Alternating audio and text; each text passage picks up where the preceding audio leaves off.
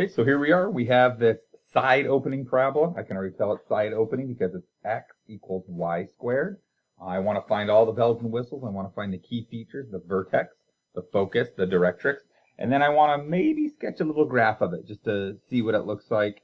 We might take that to Desmos, or we might just do it by hand. We'll see how I feel at the end of this. Okay, to start this, we always start from the vertex.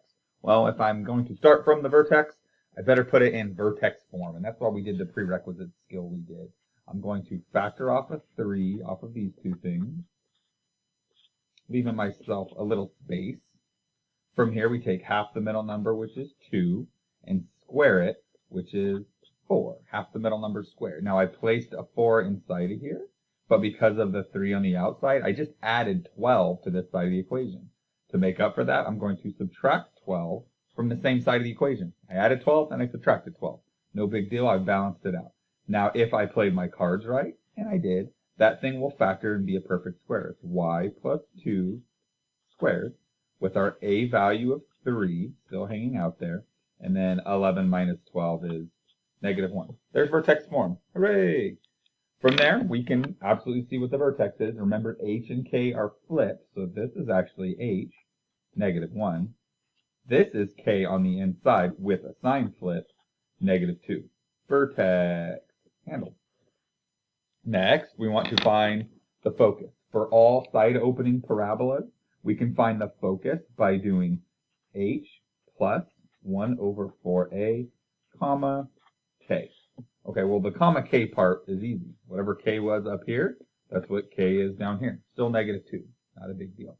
But now the 1 over 4a part, it's a little bit of math for us. So h, which is negative 1, plus 1 over 4a.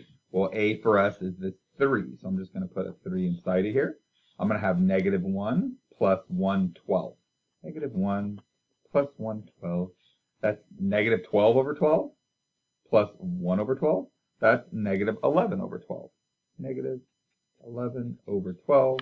There is our focus. Finally, the last thing to do is to find the directrix.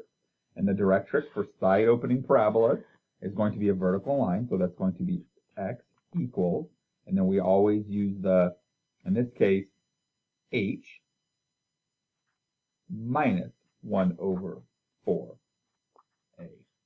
Okay, well, h is still negative 1 minus 1/12. Okay, well, negative 12/12 minus 1/12 is x equals negative 13/12. And we have all three of our things. We have our vertex, we have our focus, we have our directrix. We can put it all on a little graph. I'll make a little sketch of it for us. Let's see. So they're pretty close together, especially when those a values are big. 1/12, it's going to be a tight fit, but let's see if we can get it to work. Vertex, negative 1, negative 2, negative 1, negative 2, negative 1, 2. Okay. Then for the focus, it's a little bit less than negative 1, or a little bit more than negative 1. Negative 11/12, like right here, negative 2. So there's my focus. And then my directrix is a little bit less than negative 1, negative 13/12. So that would be here. And we already said that x equals negative 13/12. Looks something like this. Okay, so we can now draw we find y-intercepts and do that sort of thing. Find y-intercepts, make x 0. Bummer. It'd be easier to find an x-intercept in this case. The x-intercept here, let me bring the equation back. If you ever want to find an x-intercept, what do you have to do? You make y 0. So if I made y 0, my x-intercept is actually 11. Not 10, 11. It's way up here. So there's my x-intercept.